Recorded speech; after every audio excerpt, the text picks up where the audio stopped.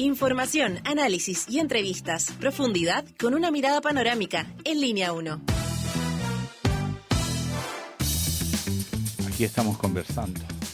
¿Estamos pelando? No. No. Hablando de la vida, de los académicos de la USACH, que son muy buenos también. Eso sí, también estamos hablando para temas internacionales y nacionales. Buenos días. Sobre todo internacionales, porque vamos a hablar de eso, hay cosas importantes que están pasando. Estamos en Línea 1. Eso, por si acaso. Entre paréntesis, no está perdido, no. Línea 1, Radio USACH, 94.5, canal 50.2 de la televisión digital abierta para los que están en línea.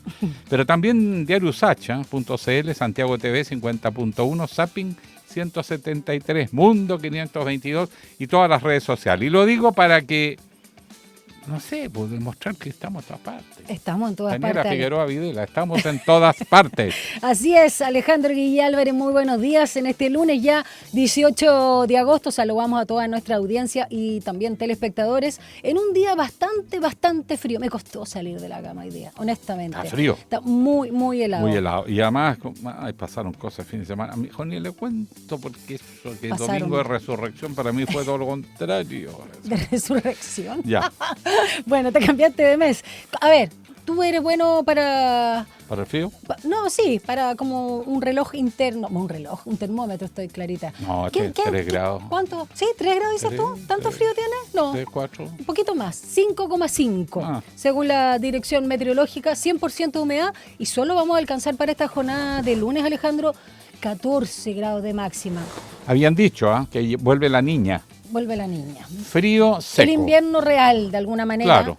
Pero sin lluvia. Sin lluvia. Eso sí, mira, en la noche aparece acá en el icono de Dirección Meteorológica de Chile una gotita, así como que podría caer un poco. Claro, capaz si le cae una gota en la frente, esa es. Esa es. Oiga, en todo caso se había dicho que fin de semana, truenos, relámpagos, y no pasó nada. Pero se agradece, por supuesto, fin de semana largo por el día viernes feriado. Si vemos el extendido, martes 19, 16 grados la máxima, mañana, pero va a salir el sol durante la tarde, algo que se agradece. Y el miércoles 20, 16 grados también con nubosidad parcial.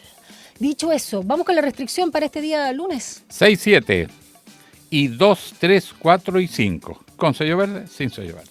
Ay, qué vamos, síntesis, vamos. Vamos con las callecitas de Santiago. Transporte informa, región metropolitana, da cuenta que, es reabierto, dice, el puente Los Saldes al oriente desde Avenida Santa María. Solo hay 2 pistas habilitadas sobre viaducto. Manténgase alerta a los trabajos que aún se desarrollan. Esto sobre todo para la gente que transita por las comunas de Las Condes y Providencia.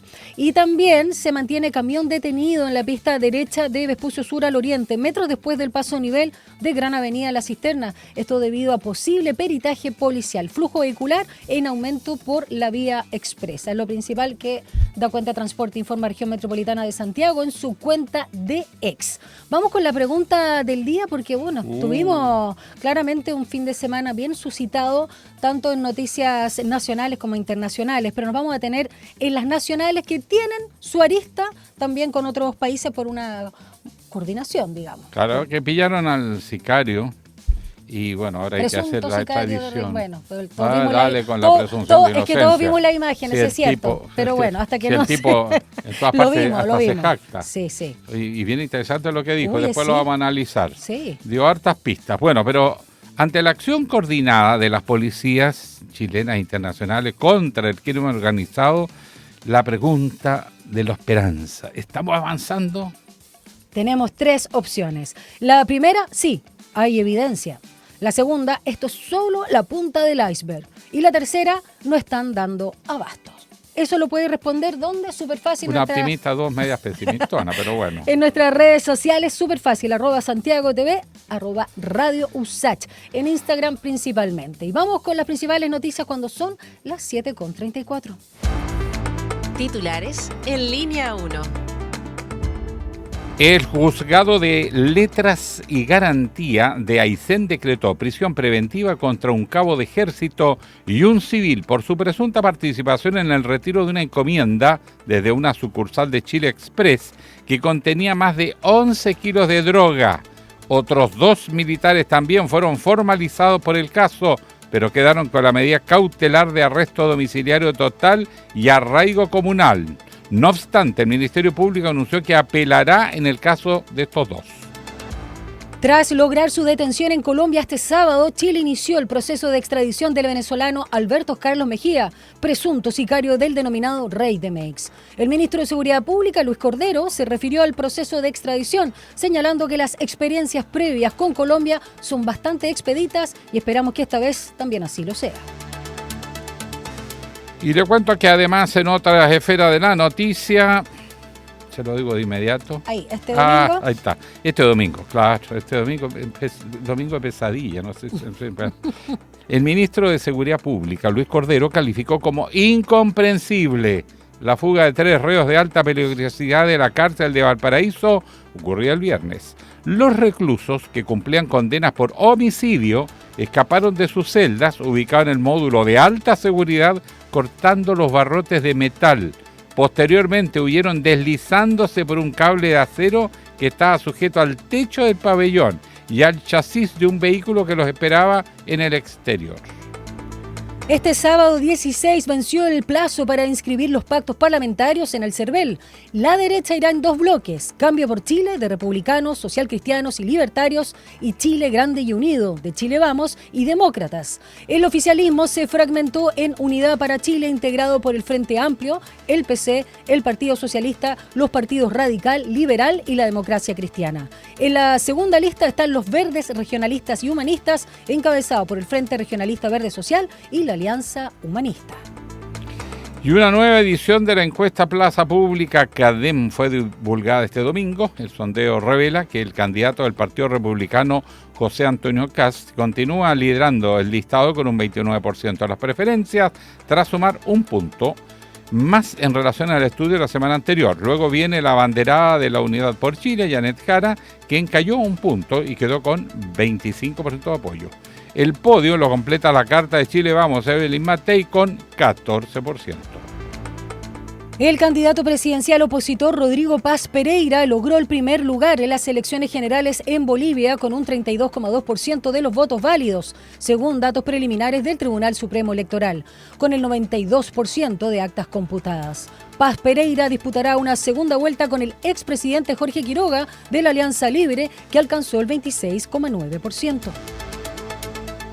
Y el presidente de Estados Unidos, Donald Trump, dijo este domingo que su homólogo ucraniano, Volodymyr Zelensky, con el que se va a reunir este lunes en la Casa Blanca, puede acabar la guerra con Rusia casi de inmediato, si descarta Crimea y la OTAN. Trump también aludió a las jornadas de reuniones de hoy con los líderes europeos que acompañarán a Zelensky y aseguró que es un gran día en la Casa Blanca. Estados Unidos y Corea del Sur iniciaron este lunes sus segundos ejercicios anuales a gran escala.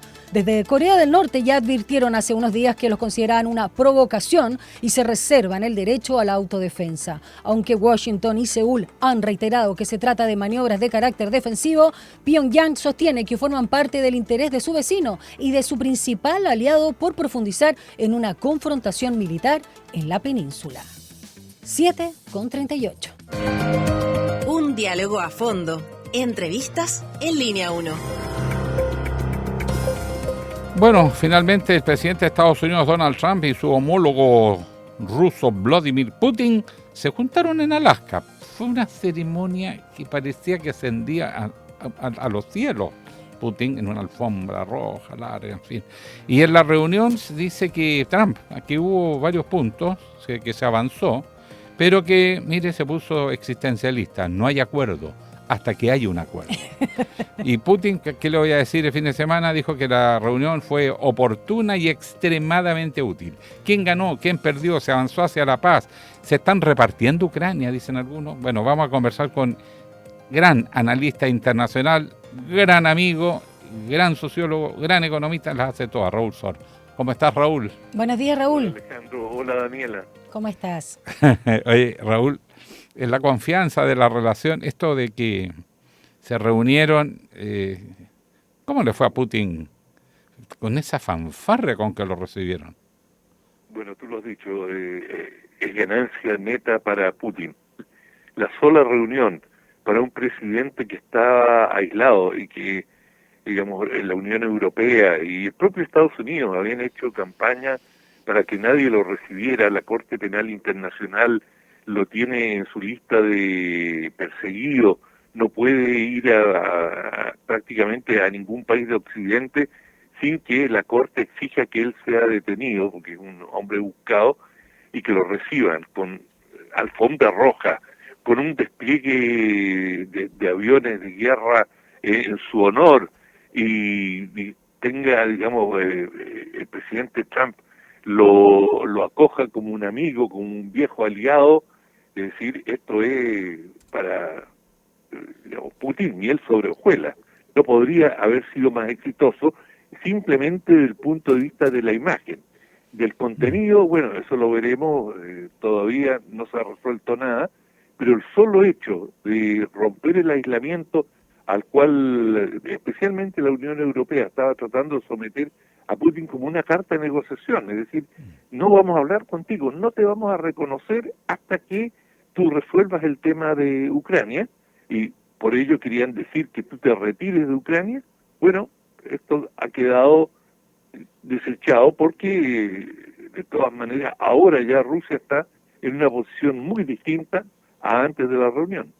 Bueno, y en ese sentido, Raúl, cuando Putin habla de que fue oportuna y extremadamente útil la reunión, señala justamente que tuvieron la oportunidad de reiterar nuestras posiciones de manera calmada y en detalle.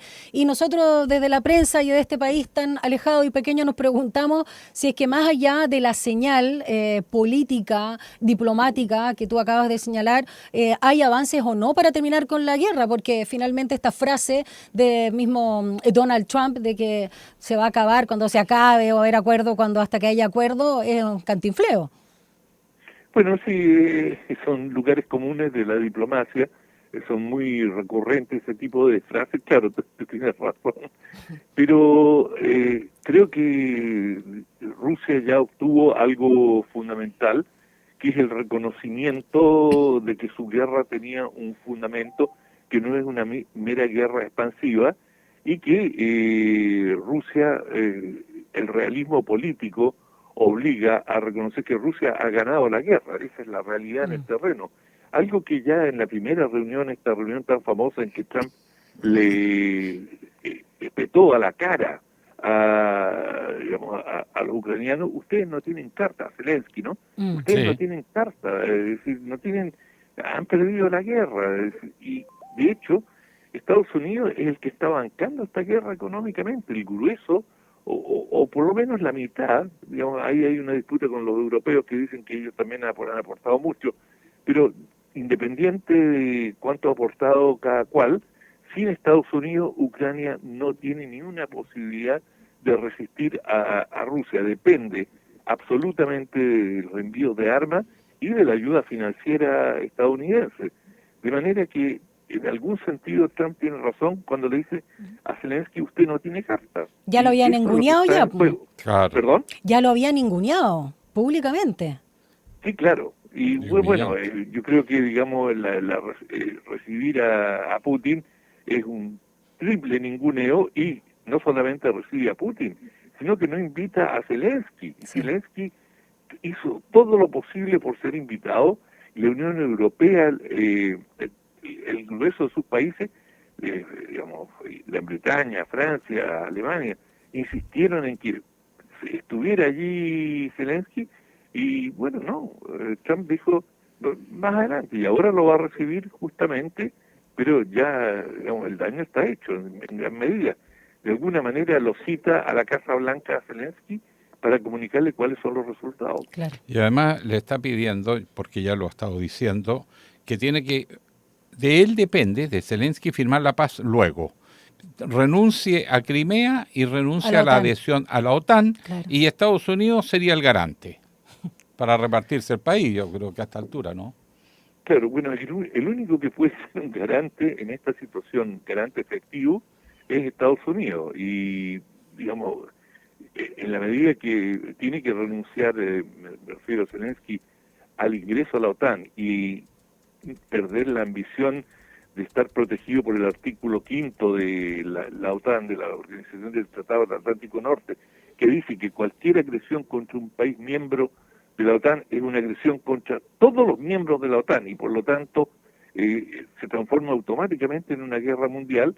Bueno, en la medida que le han dicho, mira, no puedes entrar a la OTAN, y eso se lo ha dicho Trump claramente a Zelensky, queda absolutamente en claro que se va a tener que rascar con sus propias uñas. Ahora, ¿qué garantías le va a dar Estados Unidos? Puede tener una presencia simbólica y trazar una línea roja y decirle a los rusos, mire, si ustedes la cruzan, esto termina con todos los acuerdos a los que se han llegado, se abre una nueva situación, pero todo eso ya es, digamos, algo que viene al futuro y que habrá que ver, y tú sabes que cuando hay rupturas de acuerdos nunca son, no suelen ser blanco y negro, sino que hay acusaciones mutuas, que ellos nos atacaron primero, que ellos cruzaron la línea, y así sucesivamente, de manera que es algo confuso, pero veremos cómo se desarrolla. Esto es, digamos, estamos en las fases preliminares, pero el golpe decisivo Ucrania lo recibió justamente con el reconocimiento abierto y en forma muy ampulosa del presidente Putin. Raúl Sor, y ya que estamos hablando de señales, la reunión de hoy entre Donald Trump y Zelensky, apoyado por los líderes europeos, y en este caso también la presidenta de la Comisión Europea, que ya lo había indicado, ¿qué señal también da para contrarrestar fuerzas? Bueno, los europeos son...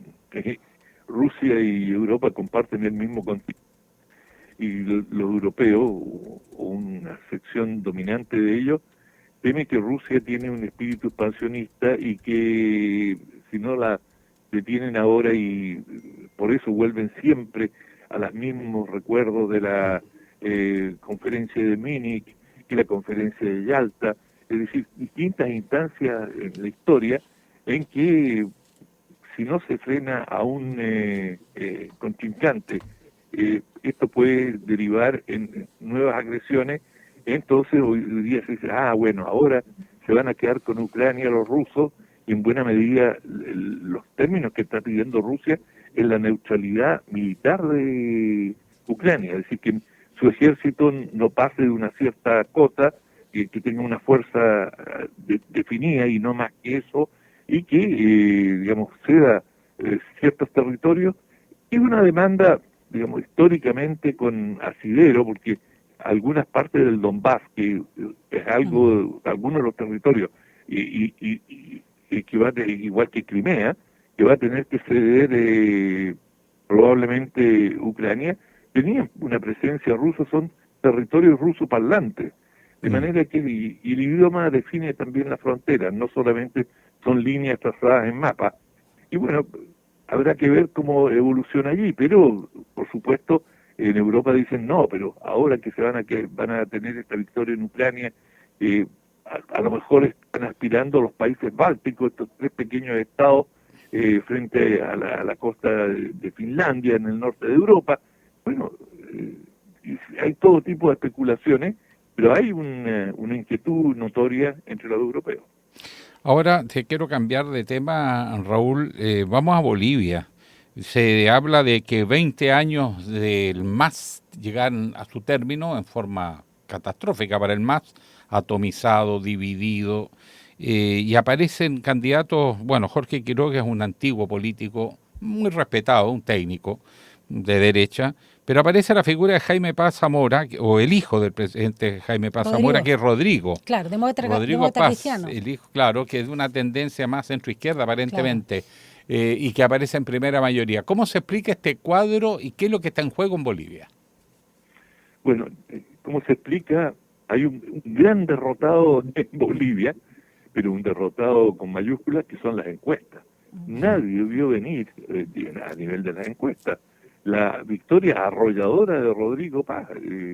Ha sacado más del 30% de los votos, y en circunstancias que prácticamente no figuraba en las encuestas, aparecía con 3, 4, 5%, de manera que uno de los, digamos, que va a tener que esconder la cola en esta situación son los encuestadores. Pero más allá de eso, es una señal que los bolivianos no quieren un cambio radical, no quieren pasar a digamos, el programa de Quiroga es un programa de extrema derecha, es un programa, digamos, él es en la práctica es un Chicago Boy y que estuvo en el gobierno con el dictador Banzer.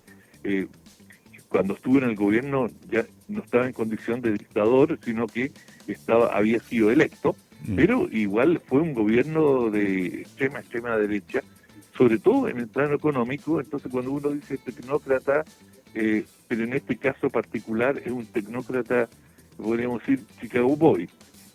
Y esa es la política que él ha prometido, es decir, desmantelar el Estado, tratar de vincularse lo más posible, y lo ha dicho explícitamente, a los mecanismos financieros internacionales, al Fondo Monetario Internacional, y para la izquierda boliviana, especialmente para el MAS, pero para toda la izquierda boliviana, es sinónimo del demonio. Es decir, el Fondo Monetario Internacional es el símbolo de la subordinación, de la humillación y de políticas que la izquierda considera totalmente ajena a cualquier beneficios sociales. Es decir, es una política monetarista que su única racionalidad es darle controlar el Estado y en gran medida favorecer al sector privado en detrimento de la sociedad en su conjunto. Esa es la visión del MAS, de la izquierda boliviana, y bueno, eso era lo que representaba Quiroga. Y Rodrigo Paz, perdón, ¿qué representa Rodrigo Paz? Y con eso que nos explicas, ¿qué posibilidad tiene de captar a los candidatos perdedores que sacaron re poca votación, dicho de paso, mucha dispersión? Bueno, él yo creo que tiene la elección en 2 meses relativamente asegurada, porque Samuel Doria, que es el que llegó tercero, y es un empresario de derecha, pero relativamente moderado, y ya que obtuvo 2 dígitos, cerca del 15%, no recuerdo exactamente, pero una votación suficiente que si respalda a Rodrigo Paz, bueno, tiene la elección, si las cifras se mantienen, relativamente asegurada. Y Doria ha dicho ya. 19,93, casi 20% tuvo Samuel Doria. Claro, y bueno, excelente, y con ese porcentaje, pasa el 50. Rodrigo Paz tendría, digamos, con su votación y la de Doria tiene asegurada la elección. Además que una cantidad muy significativa de militantes del MAS van a, enfrentados a Quiroga y Paz, van a votar naturalmente por Paz. Interesante lo que dice Raúl Sor a propósito del equívoco de las encuestas. Nos llega un poquito para saber que acá se podría repetir esa situación. Bueno, en Bolivia habrá que esperar hasta el 19 de octubre para el balotaje o la segunda vuelta para ver quién va a asumir la presidencia. Muchas gracias, Raúl Sor, analista internacional, por acompañarnos esta mañana acá en Línea 1. Chao, Alejandro. Chao, Daniela. Un placer hablar con ustedes. Adiós. Gracias, Raúl, gracias. Gracias por tu generosidad siempre. Chao. Te voy a abusar porque te voy a hacer un curso de periodismo político y mis alumnos te quieren ver. Te voy a molestar por Te está comprometiendo al aire. Al aire, mira. aquí no tiene cómo correrse. Eso es maldad. Es del político. Oye, ya. Siempre pidiendo, siempre corriendo el cerco. ¿No es cierto? 6 minutos para las 8 de la mañana. Un análisis profundo y con contexto. Llegamos a Estación Editorial. Bueno, todos los días hay tragedia, pero hay cosas que uno tiene que defender. Dicen que en una guerra el primer derrotado es la verdad. Y los medios de comunicación y los periodistas se transforman en o incondicionales de la causa de un bando y por lo tanto enemigos frontales de la otra, o los asesinan. Esa es la realidad, o los anulan.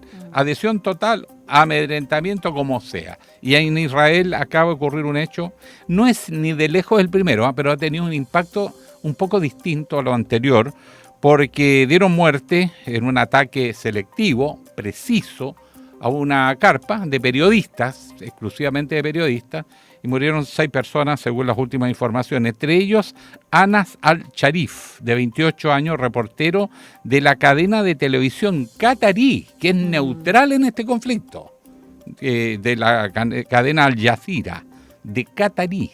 Bueno, Según el reporte, Israel dice que al-Sharif era líder de una célula, bien digo, de Hamas, que estaba ahí, que estaba cerca de un hospital y que debajo del hospital hay redes y qué sé yo, de seguridad de Hamas. Pero, ¿y qué explica a los otros 5 muertos? ¿Por qué un bombazo que mata indiscriminadamente? Son 5 periodistas y colaboradores de la prensa. Incluso había un periodista que era freelance, que no era de Al Jazeera, que se encontraba en el lugar. O sea, es matar sin control, sin ya ninguna medición de riesgo, ni de que dañas a nadie. Y segundo, no ha presentado al momento evidencias que demuestren lo que están afirmando para justificar este ataque, Anas al-Sharif. Ocurre que Al Jazeera es uno de los pocos medios que ha logrado entrar, porque además Israel tiene una profunda, hermética censura para que lleguen periodistas extranjeros a cubrir. Y por lo tanto, cuesta muchísimo llegar. Y a los que llegan, como no están bajo control de la Fuerza de Seguridad de Israel, los consideran enemigos como cualquier otro combatiente, y así los han tratado. En este conflicto han muerto más periodistas que en la Primera o Segunda Guerra Mundial. La tumba de las noticias, decían. Por ahí dice la prensa, el mostrador dice exactamente esa frase, citando a un entrevistado. Pero la verdad es que sí, no ha habido mayor cantidad de crímenes contra periodistas que se recuerde en los grandes conflictos. Ni en la Primera Guerra Mundial, ni siquiera en Vietnam, para dar otro ejemplo de una guerra bien dura. Ni la de Corea. Bueno, y además, como digo, no se entregan pruebas, se mata gente que estaba al lado del que se supone que era sospechoso, que era colaborador. Y en la suma y resta, bueno, tenemos 186 trabajadores de medios de comunicación muertos desde que comenzó esta última jornada. Y además, esto está en paralelo con la decisión de los altos mandos del gobierno y del gabinete de guerra de Israel y de las Fuerzas Armadas de frente a anexar Gaza. Van a ocupar Gaza militarmente, van a matar a todos los que se les cruce por delante, y los que no puedan salir, porque además tampoco le dejan salida, que mueran de hambre. Yo creo que ese escenario es algo de lo más atroz desde el término de la Segunda Guerra Mundial. Quizás en algunos conflictos en África o probablemente en Asia, que nosotros no recibimos suficiente información porque no hay prensa que nos cuente, no sé, quizás. Pero de los hechos conocidos, de los conflictos informados, donde hay una prensa libre que puede operar y informar, este es el peor conflicto en materia de genocidio. Y eso no puede dejar indiferente a nadie. Y cuando disparan contra la prensa es porque quieren que la gente no se informe, quieren aplicar el principio de silenciar y desinformar. Exacto. Para tratar de llevar a justificación sus verdaderos objetivos, que ya para el gabinete de Netanyahu es claro, para su equipo político, el sector que lo apoya, es anexar Palestina. Porque también en Cisjordania están ocurriendo cosas atroces. Esa es la realidad y de verdad uno no puede menos que solidarizar como periodista con aquellos que están en el frente de guerra, de las más canallescas guerras que uno haya conocido, por referencia, porque a Dios gracias no han tenido necesidad de estar en ninguna. Muchas gracias. 2 minutos 8 de la mañana. para las 8. 8 ya, en punto. ¿Ya?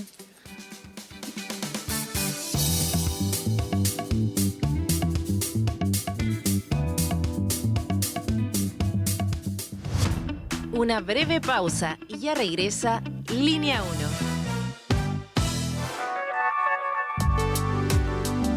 1. Es la hora en Radio USACH.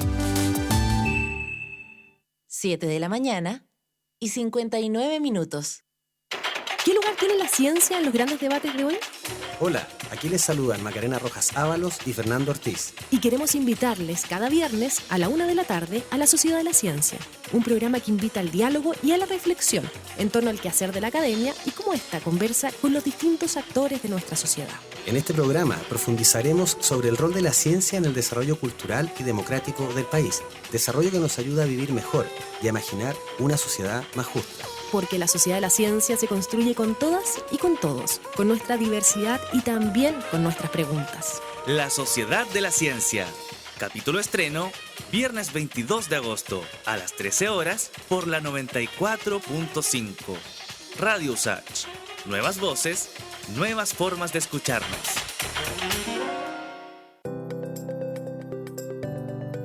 Hola, soy Nicolás Fernández, psicólogo y más conocido en Instagram como Un Psicónico. Te invito a escuchar Estado de Ánimo, un programa donde hablaremos de salud mental en serio, sin tecnicismos ni frases vacías, junto a interesantes panelistas. Desde la contingencia nacional, las relaciones, el cansancio cotidiano y esas emociones que no siempre sabemos nombrar. Porque cuando Chile piensa, ¿cómo se siente? Estado de ánimo en Radio USACH, todos los martes a la 1 de la tarde, para hablar, pensar y sobre todo acompañarnos. Radio USACH, nuevas voces, nuevas formas de escucharnos. Minbu presenta Historias de Barrio. Esta es una de las tantas veces que Pedro y Carlos entrenaron juntos en la Villa Panamericana. Dale, Pedrito, de aquí te haces viral para TikTok. Si estáis hablando con el próximo medallista olímpico, cada vez más cerca de la cima. Obvio, de Villa Panamericana para el mundo. Sí, oigan, muy deportista y todo, pero acuérdense de entrenar para los 7 también, po. Ya vamos. El condominio de Pedro y Carlos también es parte de los proyectos entregados durante este periodo. Infórmate y postula en www.minbu.cl. Ministerio de Vivienda y Urbanismo, Gobierno de Chile. Extensión USACH, Aula Records y Radio USACH presentan Notas de Colección, un recorrido por el repertorio universal de la música de tradición escrita, desde las obras y grabaciones más célebres de la historia hasta aquellos tesoros escondidos que guardan nuestros archivos. Martes y jueves a las 21 horas te invitamos a Notas de Colección, un aporte de Extensión USACH, Aula Records y Radio USACH. Nuevas voces. Estamos de regreso en Línea 1. Titulares en Línea 1. El Servicio Hidrográfico y Oceanográfico de la Armada, CHOA, descartó riesgo de tsunami para Chile tras el sismo de magnitud 6 registrado este lunes frente a las costas de Coyhaique. El epicentro se localizó a 377 kilómetros al oeste de la isla Guamblín.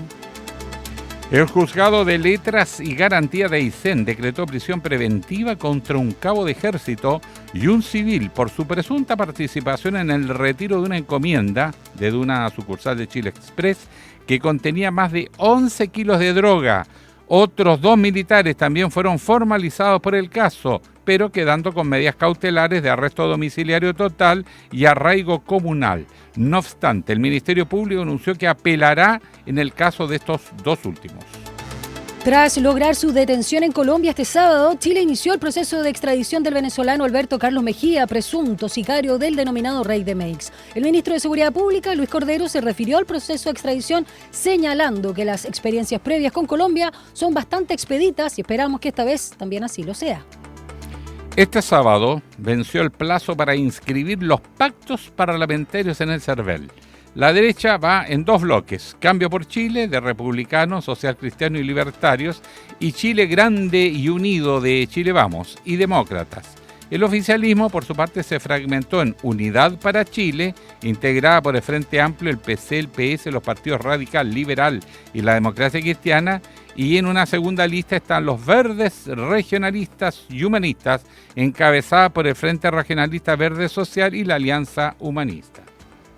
El presidente de Estados Unidos, Donald Trump, dijo este domingo que su homólogo ucraniano, Volodymyr Zelensky, con el que se va a reunir este lunes en la Casa Blanca, puede acabar la guerra con Rusia casi de inmediato, si descarta a Crimea y a la adhesión a la OTAN. Trump también aludió a la jornada de reuniones de hoy con los líderes europeos que acompañarán a Zelensky y aseguró que es un gran día en la Casa Blanca.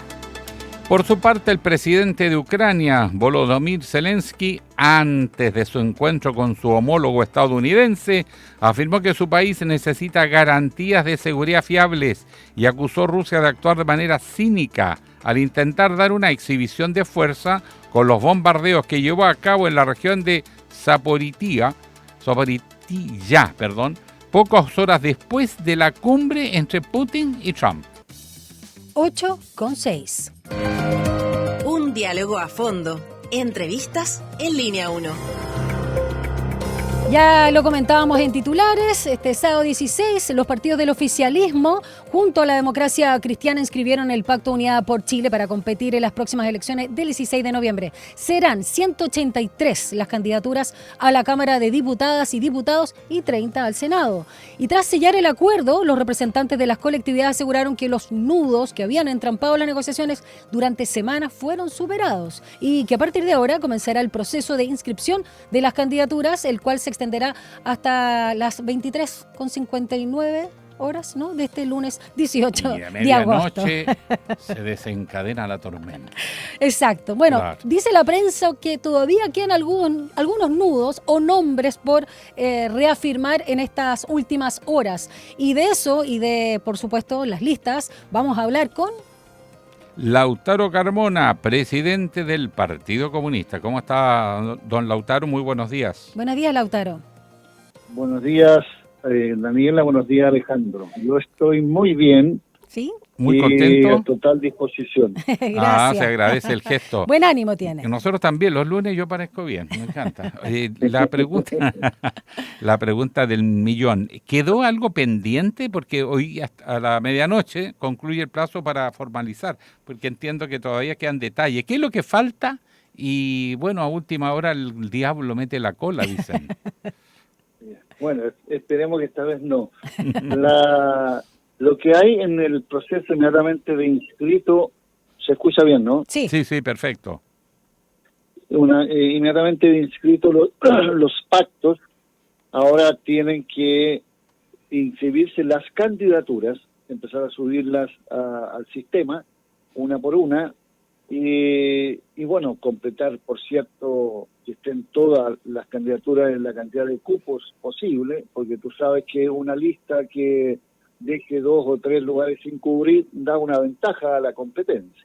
Correcto. Nosotros asumimos en nuestro diálogo que todos los partidos hicimos propuestas de nombres específicos, concretos, los cuales tenemos acceso, y en el curso de hoy, por alguna razón que yo desconozco, alguien pudiera no estar, existe el tiempo para suplir ese déficit si lo hubiera. Yo que sepa, en todos los partidos hay más candidaturas que espacios para llenar. Así que ese es el proceso de hoy día, es no solo de administrativo, porque lo es, sino tiene una repercusión política directa si no se hace bien.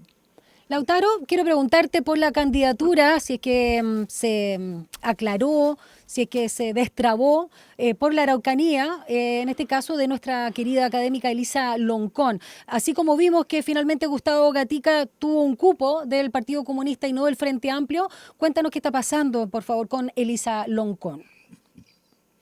Bueno, nosotros tenemos una relación, no la más permanente, pero la que todas las veces que se hace es muy fluida y de importantes puntos de coincidencia.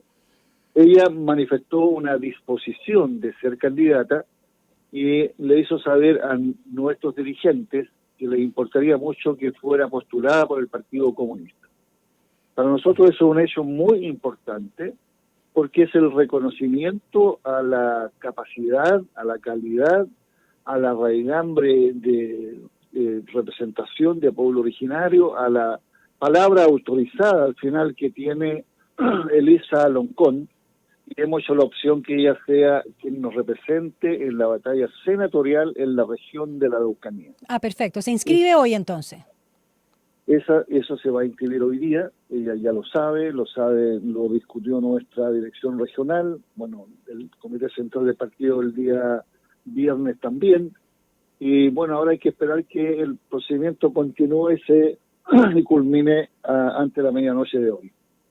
Perfecto. Ahora, una apreciación general antes, Lautaro, de seguir más con los detalles, pero técnicamente se presentaron varias listas que dentro del oficialismo. Hay gente que no es de la coalición, pero es de la izquierda de la coalición de gobierno. Dos listas, ¿no? Y claro, y están más los verdes, los humanistas que fueron por el camino propio. Obviamente son listas de poca representación, pero que la imagen de que no fuera una sola lista tiene algún efecto. Y segundo, pueden quitar los votitos justos en algunas partes para que entre un candidato más, un diputado más, un senador más, o se doble, por ejemplo?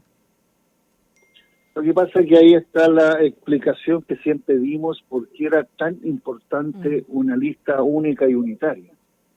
No porque tuviera incluso posibilidad de recabar más votación, sino porque la votación que recoge tiene máxima eficacia de electividad.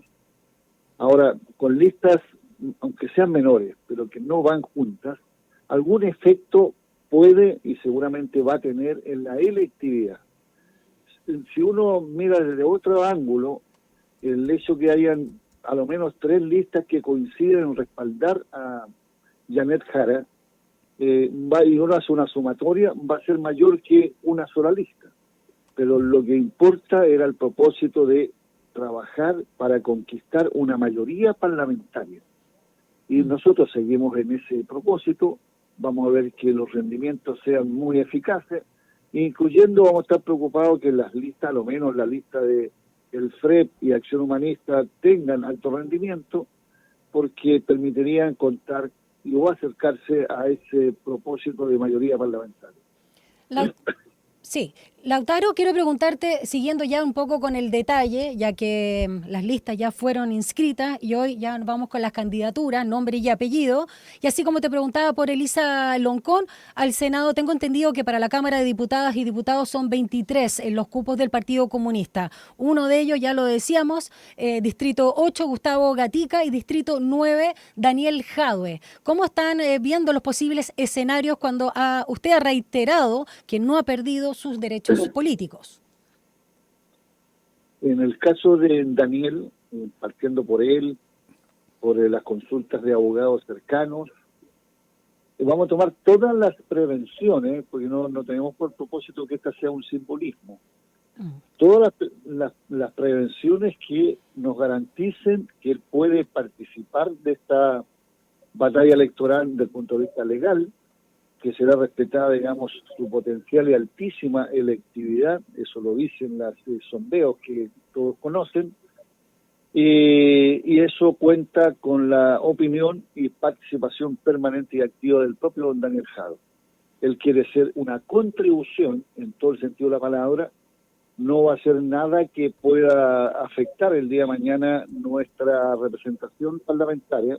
Él es parte de nuestra dirección nacional, por tanto tiene las mismas preocupaciones que pueda tener yo y otros, y hasta aquí todos los argumentos y todas las explicaciones que nos dan es que no está afectada la posibilidad de ser candidato desde el punto de vista legal, y como esto, digamos, es un proceso que puede tomarse su tiempo, no determinado por mí, digamos, sino por el proceso que desde el punto de vista judicial vamos a ser capaces de alcanzar a lograr que pase la elección y conocer de su electividad y su respaldo, y en otra condición seguir enfrentando el proceso que le ha tocado vivir. Una pregunta, don Lautaro, pragmática. Los juicios se demoran igual, por más que los traten de hacer rápido. No sé qué tiempo están proyectando, pero un eventual escenario donde Daniel Jadue pudiera ser electo, y estando recién electo, sale un pronunciamiento de la justicia que, por ejemplo, fuese condenatorio. ¿Qué pasa con él en ese caso? Y segundo, el cupo, porque él habría ganado, por un voto popular, un cupo en el Congreso. ¿Qué pasa con ese cupo? Bueno, lo primero que hay ahí son dos cosas. Una es que primero debe ser desaforado, de acuerdo a la investidura que tiene la condición de parlamentario. Y luego, lo segundo, nosotros todos tenemos la absoluta confianza que, viviendo el juicio, que ojalá ya lo hubiéramos concluido, Daniel va a ser declarado inocente de los cargos que le han asignado y que ameritan penas de aflicción y de limitación de sus derechos ciudadanos. Ahora, pero el cupo en el evento ese, ¿el cupo lo retiene el Partido Comunista y nombra un reemplazante o se pierde? Parece que sigue latente mientras dura, pero sin reemplazo. Entonces, yo no conozco bien esa parte, como ya ha habido desgraciadamente varios desaforados, va a ser fácil de hacer un estudio comparado con esas situaciones. Sí. Y ahí vamos a colegir bien cuál es la eventual situación. Estamos conversando con el presidente del Partido Comunista, Lautaro Carmona.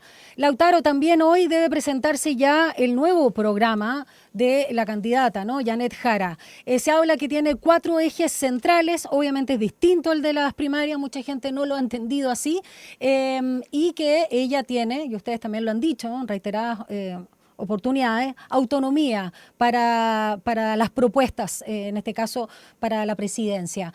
¿Qué está, no sé si la palabra es la más justa, Lautaro, defendiendo o apostando para que esté presente sí o sí en el programa de Jara por parte del Partido Comunista? Algo que ustedes, más que transar, dicen esto es muy necesario. Efectivamente lo que tú anuncias va a ser así. Ella tuvo la consideración y nos explicó a todas y todos los presidentes de partidos políticos en una sesión que hicimos el día de ayer tarde, lo que volvió a ratificar lo que ya habíamos dicho. Si lamentablemente vamos en 2 listas a nivel presidencial, Janet Jara nos une y nos articula y llegamos todos los partidos desde la ADC al PC, pero también incluyendo el FREP y Acción Humanista. Sí. Ahí nos orientaron y compartieron la información de que hoy día, al mediodía, o pasadito al mediodía, se va a exponer públicamente cuáles son las líneas y los acentos que tiene el texto que se presentará, digamos, parte de Janet Jara al servicio electoral. Así es que en ese lugar vamos a conocer. Ahora, también se ha dicho, dado que hay un ejercicio de consulta ciudadana, hay el inicio de una gira territorial a todas las regiones del país, y en cada una de ellas se va a recabar propuestas, aportes, con vista a enriquecer o completar la idea programática, y va a haber espacio para que también los partidos se puedan pronunciar, y ahí es lo prudente, digamos, que los aportes que pueda hacer desde el Partido Comunista los canalice y lo haga en esa vía. ¿Cómo van a manejar, Lautaro, el equilibrio necesario entre lo que se prometió en primera vuelta, por la cual fue elegida la banderada de un sector, con un programa? ¿Cuál es el rango de diferencia y cuál es el rango de similitud? Porque un cambio tan brusco también podría ser dicho, bueno, aquí hay 2 discursos. Está Janet y está Jara. No. Por similar. No hagamos malas copias.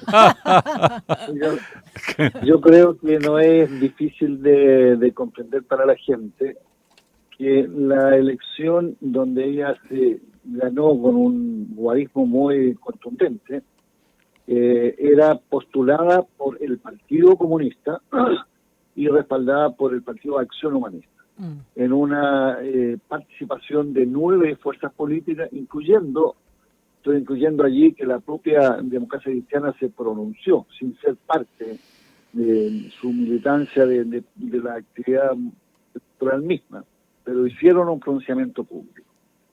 Cuando uno tiene una propuesta con ese respaldo, es una presentación, cuando tiene además, por consiguiente, la titularidad de la candidatura presidencial, una candidata que tiene opinión y posición y que es capaz de recoger, pero también de resolver, tiene que notar la diferencia, que otra cosa es con 6, con 7 y hasta con 8 partidos más. Y por tanto tiene que exponer su mirada de origen en una primaria a una propuesta de primera vuelta. Esto incluso ocurre cuando hay propuestas después de segunda vuelta y hay integraciones nuevas. Bueno, en este caso el ejercicio se está haciendo con representación muy autorizada de todos los partidos que estamos, con una coordinación directa de la candidata Janet Jara. Así es que creo que va a ser la inteligencia suficiente, va a darle mucha fortaleza, porque al final va a terminar siendo una propuesta programática que represente bien, empatice bien con los distintos partidos, en los mínimos comunes por lo menos, y también de expresiones del mundo social y ciudadano. Bueno, muchísimas gracias, Lautaro Carmona, presidente del Partido Comunista, por conversar con nosotros a esta hora de la mañana acá en Línea 1. Que le vaya muy bien. Gracias, don Lautaro. Muy buenos días, Daniela. Buenos días, Alejandro. y también saludo a los auditores. Gracias, Lautaro. Un abrazo. Bueno, y vamos a estar ahí muy atentos ya con los últimos detalles de las inscripciones y sobre todo, por supuesto, Ale, por el programa, ¿no?, de la candidata Janet Jara, que como anunciaba Lautaro Carmona, a eso del mediodía debería estar ya anunciado públicamente. Oye, ¿me permite un detalle? ¿Cogollito? ¿Ya? Vamos. Sí, no, es que me llama la atención esto. A ver. Este sicario detenido en Colombia, Alberto Carlos Mejía, así se llamaba finalmente, se refirió al llamado Rey de Meix, que él mismo asesinó. Sí. Y cuando le pregunta a la prensa, creo que fue Megavisión que se le acercó, porque ya se había trascendido que lo habían pillado, qué sé yo, y él dice algo enigmático, porque le pregunta si se arrepentía de haber asesinado al sicario. Este le contesta, ¿era empresario? Al empresario. Ustedes le llaman empresario. Sí. Bueno, hemos visto... Según ustedes, era empresario, y la repitió 3 veces. De y hecho, no habló más porque se lo llevó... Ale, hay harto el reportaje, personal. entre ellos los que realiza el grupo de investigación de El Mostrador y otros medios donde dan cuenta de lo que hacía justamente esta persona denominada justamente el Rey de Meix, sí, que era usurero de alguna manera. ¿Vamos con el Rey de la Economía? Ya, vamos con el Rey de la Economía cuando son las 8, el Príncipe de la Economía. Eso me gustó cuando más. son las 8:21. La economía y tu bolsillo están en Línea Económica. Muy buenos días, Sí. Gonzalo Espinosa.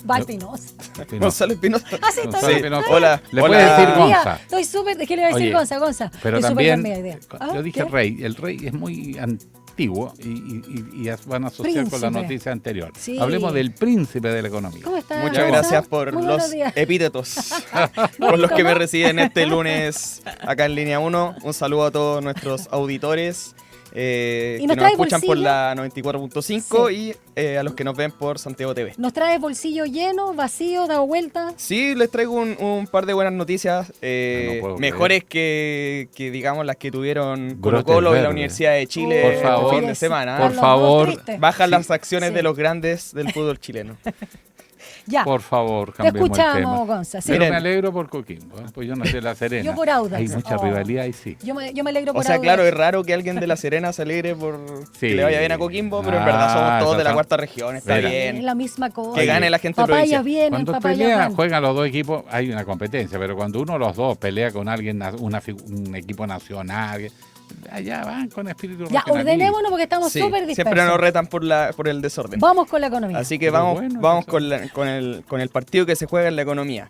Les cuento que algo que se ha discutido a nivel macroeconómico tiene que ver con la salida de capitales. Ah, buenas noticias, sí. Se habló mucho durante Ya. la pandemia, que se atribuía que había una fuga de capitales muy grande Horrible. por el tema de la inestabilidad política. Y la salida de capitales en Chile cayó a su nivel más bajo desde el 2017. Y esto se atribuye, según economistas entrevistados en La Tercera, por menor incertidumbre política y económica. Pero vamos a los datos, porque como estaba muy de moda esta frase, el dato mata relato. ¿Cuál es la noticia que transparenta el Banco Central? Dice el Banco Central que este año se fueron del país en el primer semestre unos 1.200 millones de dólares y que es la cifra más baja desde 2017 y un 19% menos que en igual periodo de 2024. Y esto contrasta con lo vivido en el estallido social y la pandemia, cuando en 2020 salieron casi 10.000 millones de dólares, que ese fue el pic histórico. Entonces, por ese lado, se registra una buena noticia. Alivio. Un alivio, al menos, de que este dinero permanece en el país. Igual sigue saliendo. Igual sigue saliendo, sí. ¿Qué les puedo contar? También en los resultados de encuesta de CADEM indican que la inflación y el desempleo son las principales preocupaciones económicas en Chile. ¿Qué dice la encuesta? Que la inflación es el principal problema económico con un 28%, subió un 20% desde mayo. y que igual está muy por debajo de los niveles que se registró durante el gobierno de Sebastián Piñera, que en ese momento era un 53 y un 57%, que ahí en verdad estábamos afectados principalmente por la pandemia. El 26% señala que el principal problema económico vendría a ser el desempleo, que es el nivel más alto en el gobierno de Boric, aunque este nivel se mantiene estable desde mayo. Y es el máximo histórico desde agosto de 2019, previo al estallido social. ¿Cómo se mide el impacto social del desempleo? Por ejemplo, un 78% conoce a alguien que perdió su empleo este año, y un 75% califica como mala o muy mala la situación del empleo en Chile. Estos son algunos de los datos que nos transparenta esta encuesta CADEM, que bueno, también uno tiene que ahí tener sus resguardos con respecto a los datos que salen de las encuestas, porque todos sabemos que hay intereses detrás. Supuesto. Pero también son una radiografía de lo que se habla y de lo que, digamos, se toma el pulso de la sociedad.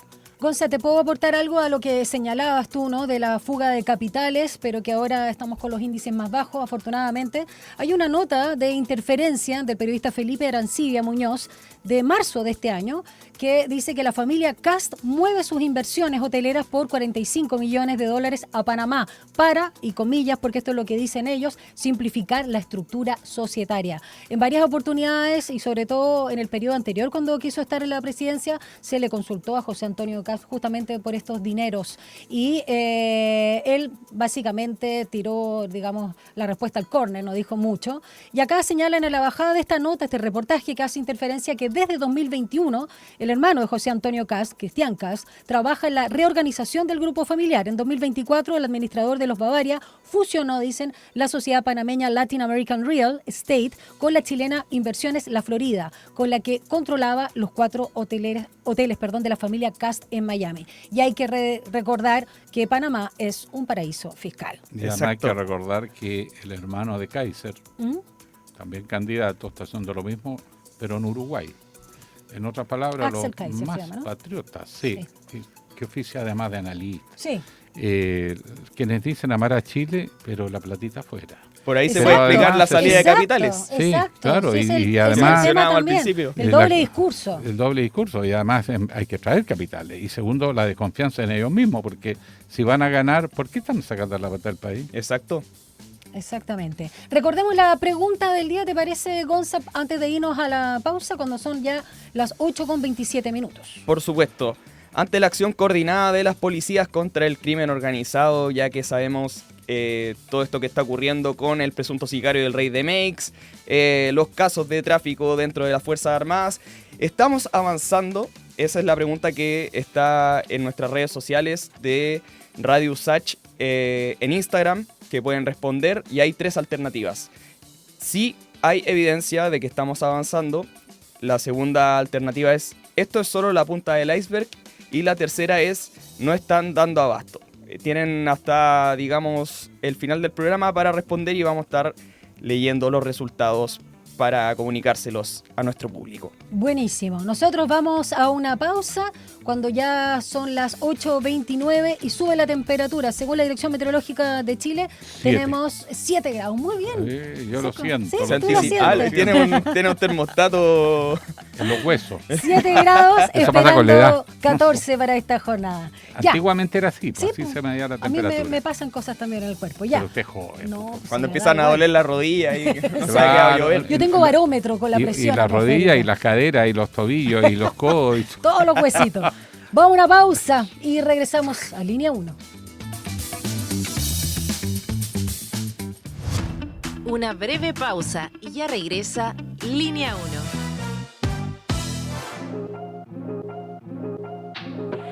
Sé parte de nuestra franja cultural en Artes y Oficios los lunes y viernes a las 17 horas.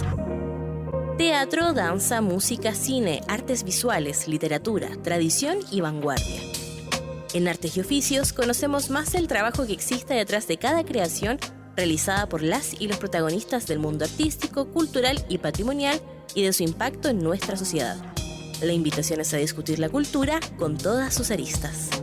Juntémonos en la 94.5 los lunes y viernes a las 17 horas. Radio USACH, nuevas voces.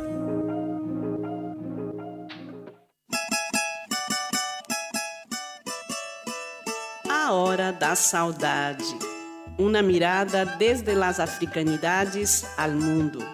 Tejendo conexiones, raízes, influência, ritmos, arte e sabores por meio de la música.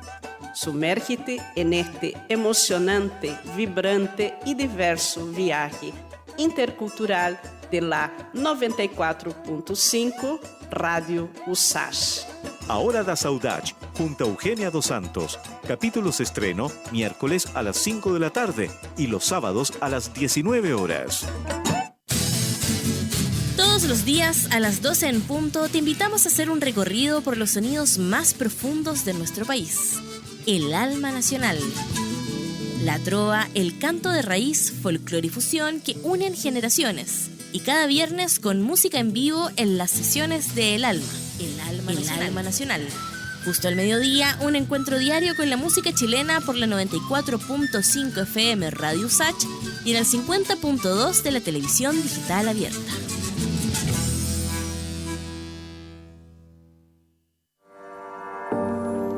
¿Sabías que la inauguración del Planetario USACH se programó para el 14 de marzo de 1985? Sin embargo, el terremoto del día 3 de ese mismo mes obligó a posponer la apertura del edificio. El edificio de Planetario USACH rinde tributo al pasado. El arquitecto Oscar McClure sabía que su obra debía producir sorpresa y emocionar, por lo que el edificio está inspirado en una pirámide maya. ¿Sabías que el Planetario USACH no es solo un centro de divulgación científica?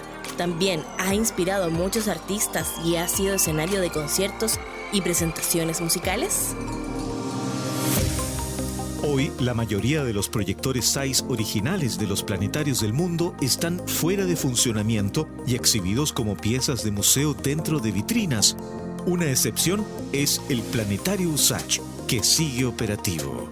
Este año Planetario USACH está de aniversario. Te invitamos a seguir nuestras redes sociales en @planetariochile para que seas parte de esta gran fiesta. Más información en www.planetariochile.cl.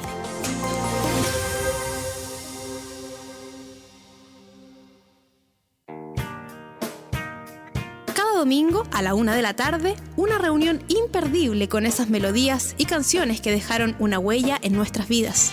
No quiero soñar 1000 veces la vida. Nada se pierde, todo se transforma. Te invitamos a viajar en el tiempo por los más diversos ritmos y géneros musicales junto a Ecos del Ayer, música para recordar. Ecos del Ayer. No lo olvides, Ecos del Ayer, cada domingo a la 1 de la tarde por Radio USACH. Nuevas voces.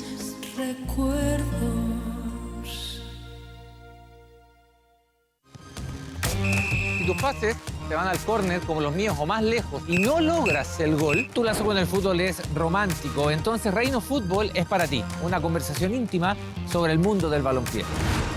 Reino Fútbol todos los domingos a las 16 horas a través de Radio USACH.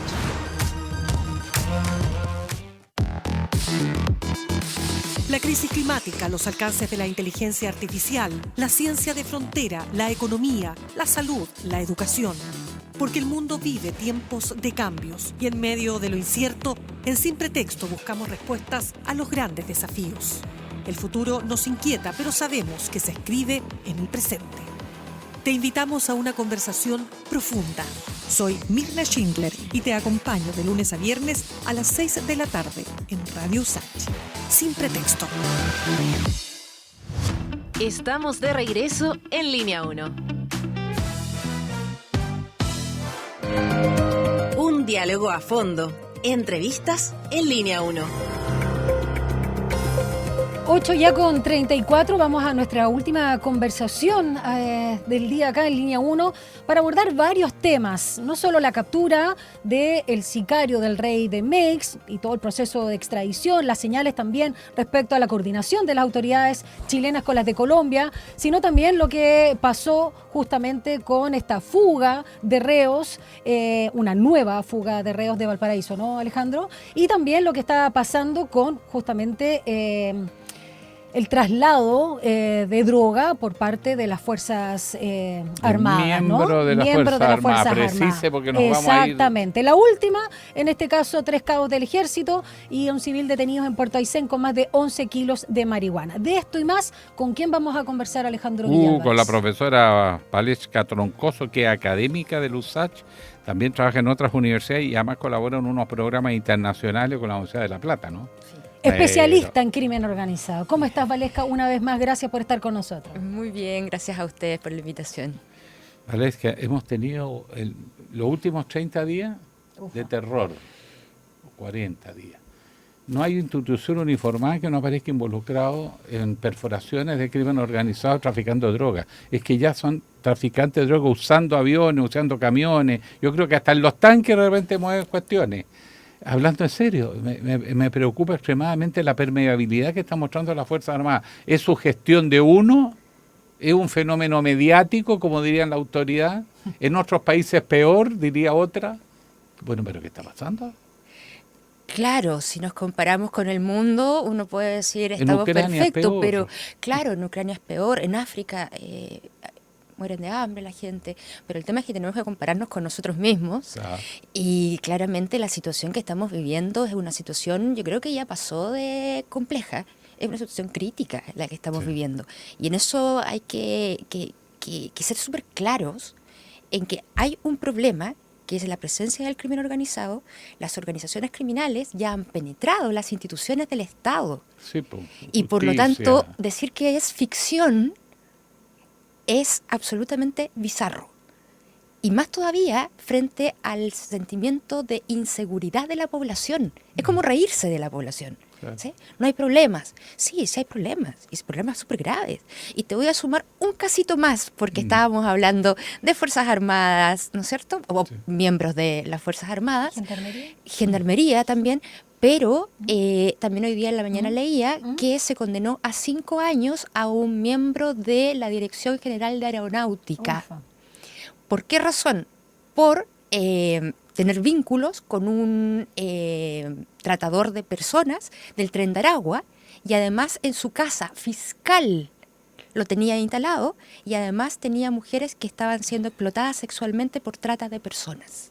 Gravísimo. 5 años de cárcel. Gravísimo. La sacó barata. Y lo otro que mencionábamos junto con las Fuerzas Armadas y estos casos, ¿qué está pasando en Gendarmería?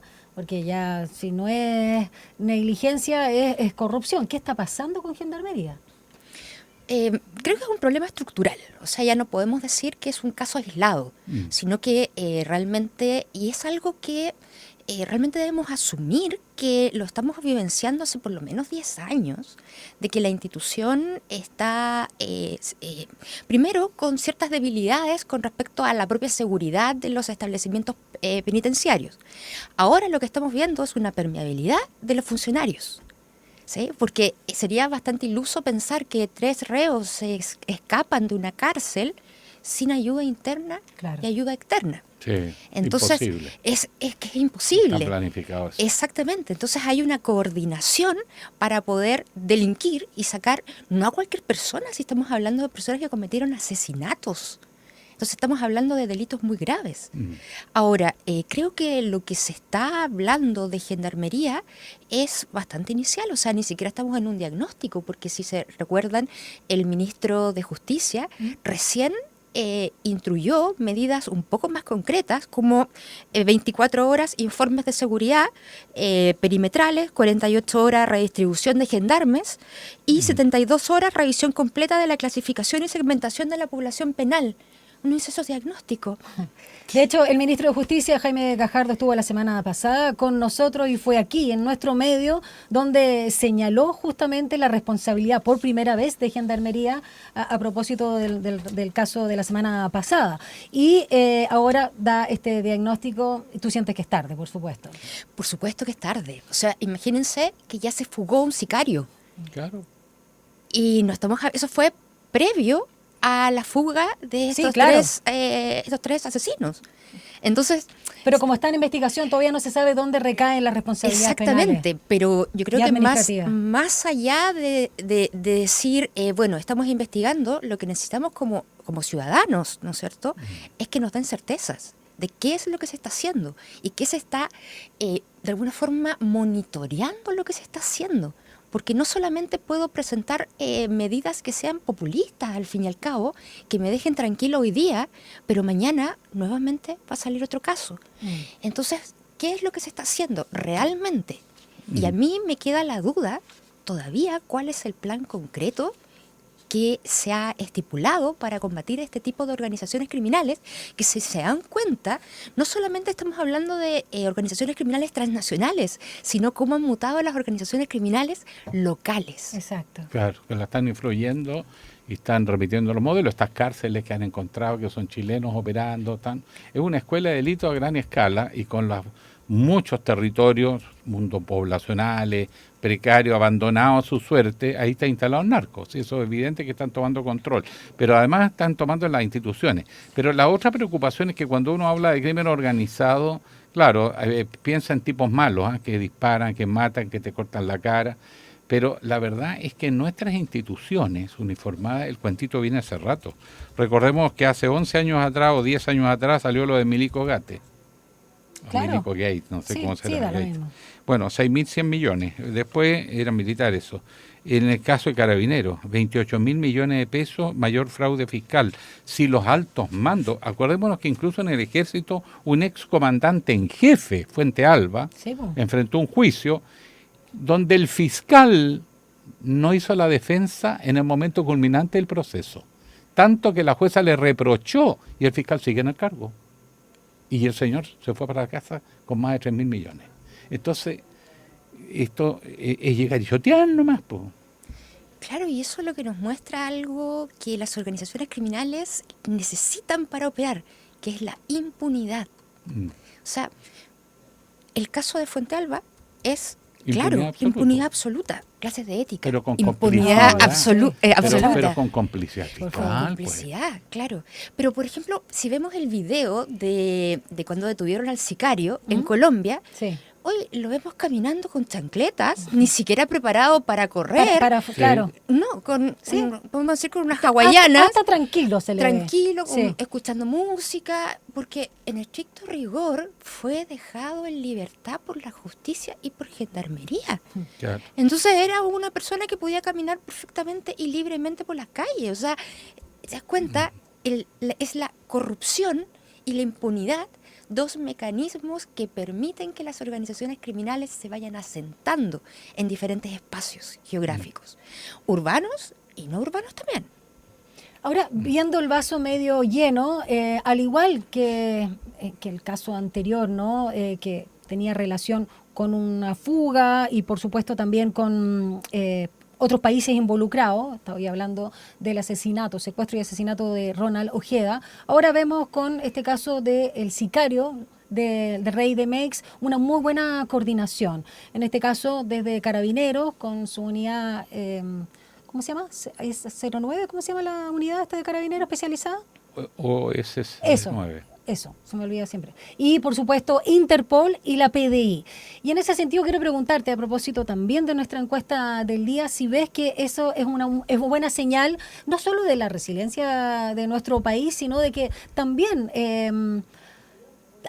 está funcionando lo que llamamos la inteligencia, más allá de la coordinación también con las autoridades colombianas, por supuesto, por la alerta de Interpol. Porque eso es un alivio. Finalmente fueron 37 días, me parece, de fuga de Alberto Mejías. Sí, yo creo que es un muy buen ejemplo a seguir. Yo siempre hablo que una de las formas de combatir el crimen organizado es golpes duros al bolsillo, que es el lavado de dinero, ¿no es cierto?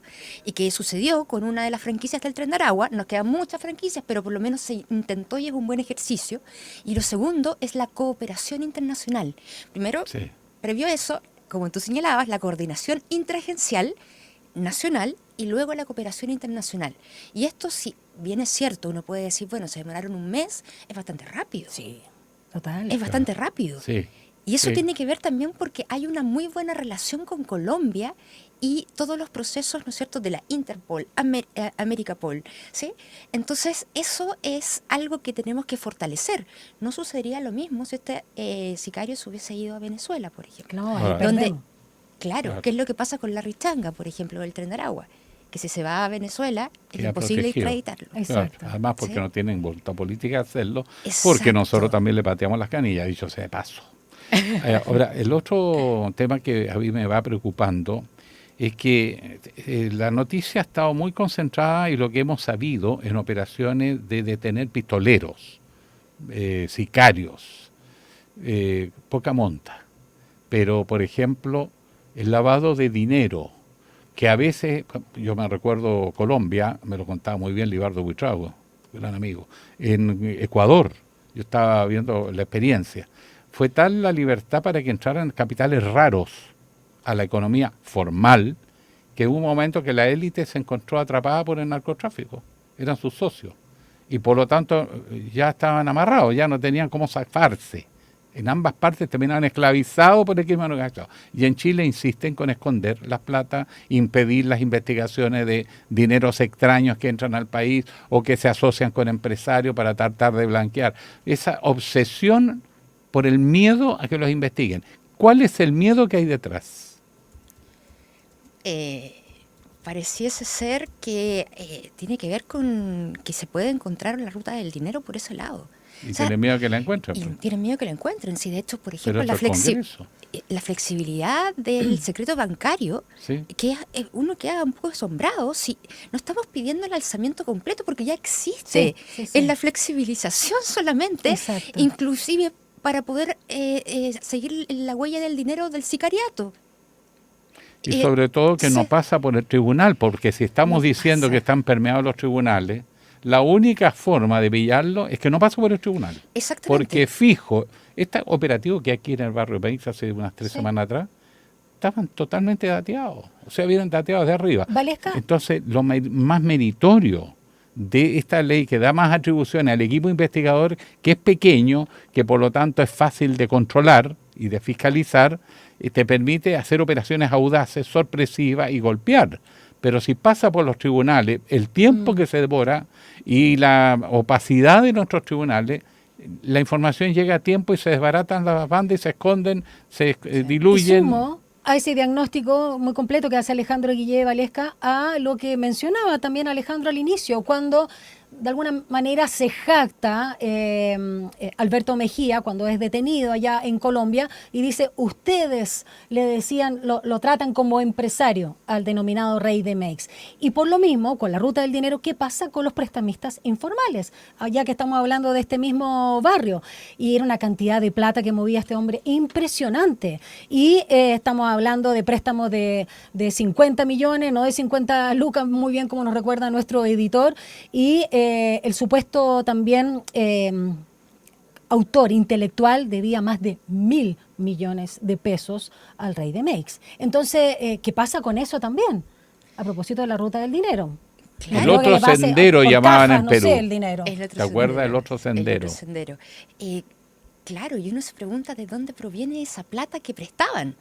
Claro. Y por tanto, si no tenía propiedades, por ejemplo, legales, inscritas, uno podría... nomás, ¿no? Claro, allá o sea, arriba, tenía una vida... Claro, uno se pregunta de dónde podría sacar 1.000 millones que se le prestó a la otra persona.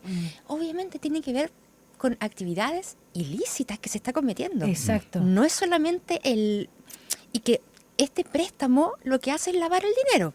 Claro. ¿Sí? Porque luego esa persona al que tú le prestaste le ingresa al sistema formal. Entonces, no solamente estamos hablando, por ejemplo, de criptomonedas, como hablamos en un momento con el Tren de Aragua, sino que además estamos hablando de personas que están facilitando el lavado del dinero.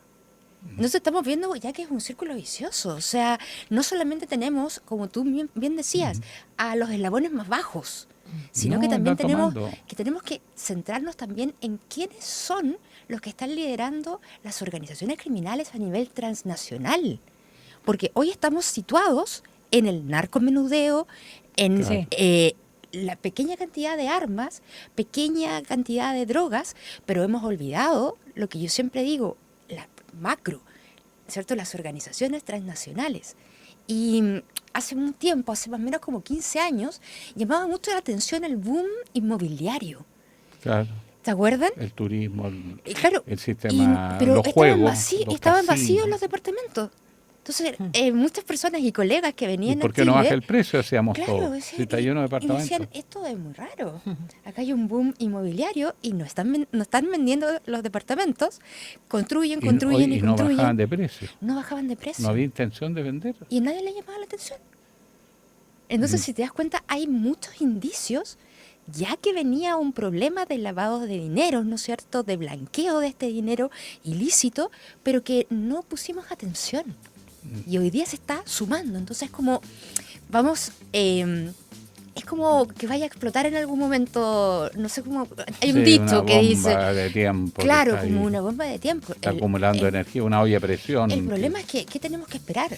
Que haya una explosión de una ciudad, como pasó cuando quisieron liberar el cártel de Sinaloa al Chapo Guzmán, que quemaron la ciudad. Claro. O sea, ¿qué tenemos que esperar para que haya reacción frente a él? Valesca, lamentablemente se nos fue el tiempo, pero me gustaría también, no más que comprometerte, invitarte en otra oportunidad para hablar de las promesas, a veces son promesas más que propuestas, de los y las candidatas a la presidencia, por lo menos los tres principales, en materia de seguridad pública, desde la derecha con este clásico discurso de mano dura y al menos, tanto Kast como Kaiser también siempre mirando a Bukele y El Salvador, ¿no? Con esa propuesta que para muchos también han señalado que no se puede adoptar en nuestro país, porque son realidades totalmente diferentes. Así que más que te dejo comprometida, te invitamos para analizar ese tema. Y otros sectores mirando a la cordillera, mirando también, porque... o sea, y otros sectores no diciendo nada, de hecho. Yo aquí dije en este programa 20 veces, es que no puedo entender que un general que no es capaz de demostrar los ingresos, bastaba eso para meterlo preso y fundirlo, el fiscal omitió eso en el proceso. Y ahí está el fiscal. Nadie lo tocó, el juez de Arica, nadie lo toca. Entonces, ¿hasta dónde está esto metido?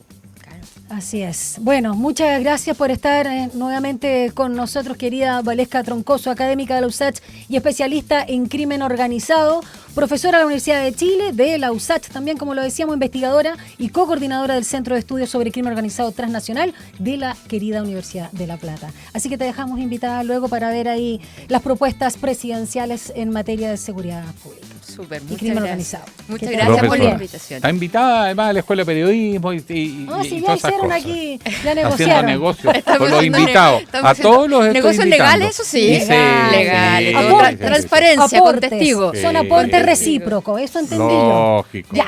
Bueno, y nosotros vamos a revisar la agenda cuando faltan 8 minutos para las 9 de la mañana.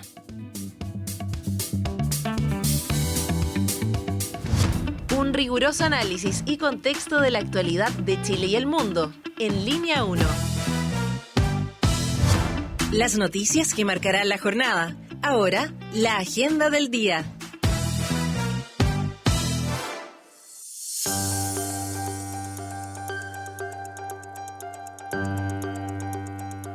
Hoy hay barazón de Mientras candidatos. No quiero comentar la temperatura, brevemente, 7,3 grados. Ay, nos subió mucho, pero esperamos solo 14 para esta jornada. Ahora sí, Gonza, vamos a contar qué es lo que se viene para esta jornada. Una barazón de candidatos, pues. Los resultados también de la pregunta del día. Salir a buscar. Les cuento sacar a 10. 8 van 8. Les cuento que desde las 10:50 horas comienzan a inscribirse los candidatos presidenciales. El primero que va a ir al CERVEL va a ser Marco Enríquez Ominami, que va a presentar su candidatura independiente. Luego va a ir el candidato presidencial del Partido de la Gente, Franco Parisi, Y a las 6 va a ir Harold May Nichols, quien también va a inscribir su candidatura presidencial como independiente después de haber reunido las firmas. Alcanzaron todos a reunir las firmas, Sí. los patrocinios. No, cuidado, había como 250 candidatos presidenciales. ¿Sí? ¿Qué pasó con toda esa gente? Bueno, pero sí, era como casi una performance. Bueno, a las 10 también comienza la audiencia de extradición de Alberto Carlos Mejía, el Llamado presunto sicario del denominado Rey de Mex. todo Así bien que está ahora... Presunto, y el tipo está confeso, lo Claro. ha dicho No, y además públicamente. se veía en la misma imagen, el video ahí en Ñuñoa, pero bueno. Bueno, pero me parece bien el debido proceso, ya. Así es. Y también a las 9:45, un cuarto para las 10, la ministra de las Culturas, las Artes y el Patrimonio, Carolina Arredondo, junto al director del Instituto Nacional de Estadísticas, Ricardo Vicuña, presentan los principales resultados de la encuesta de participación cultural y comportamiento lector 2024. Yo creo que, perdona, la sí. gente lee más de lo que creemos. Sí. Siento yo, no Sí, sé. yo igual lo creo. Porque somos lectores. Los dos. Exacto, sí. Es que acá en la radio se lee mucho. Bueno, y esta iniciativa identifica las prácticas de participación en el ámbito cultural y comportamiento lector de la población urbana, nacional y regional del país. Suena bien, ya, vamos Suena a estar bien. atentos. Ahora vamos Eso, el resultado de la pregunta del día. con el resultado de la pregunta del día. Ante la acción coordinada de las policías contra el crimen organizado, lo que estábamos hablando recién. Y los resultados que han salido en la prensa. Y los resultados que salen en la prensa, por supuesto. Le preguntamos a nuestro público si estamos avanzando o no en esta materia. Un 24% afirmó que las policías no están dando abasto. Un 32% manifestó que sí hay evidencia de este avance. Y un 44% señaló que esto solo es la punta del iceberg. Yo estoy de acuerdo con el Estamos resultado. rasguñando la superficie. Así Muy es. de acuerdo. Hay mucho por escudriñar ¿Votó? aún. Yo ya estoy lista. Vale. Nos toca reunión de pauta y sobre todo nos Sí, toca ya dejar votó el ya. estudio a nuestro compañero Rodrigo Alcaíno, que ya viene con una nueva edición de Enlace USACH. Gracias, Gonza. Gracias, compañero Ale. Gracias, Daniela. Combativa, compañera. Gracias a nuestros auditores. Eso. Será hasta mañana. Ahí está el toque, ¿eh? La juventud. La juventud. Tina. Por allá. Mira, estamos en orden de edad nosotros aquí. Es verdad. Literalmente. Ya van a empezar a Ya, salir las canas. Es la vida. Me parece No innecesaria tenía esa ni una. observación. Ya, que les vaya muy bien, que tengan linda jornada, abríguense porque la máxima será solo 14 grados. Chao. Chau.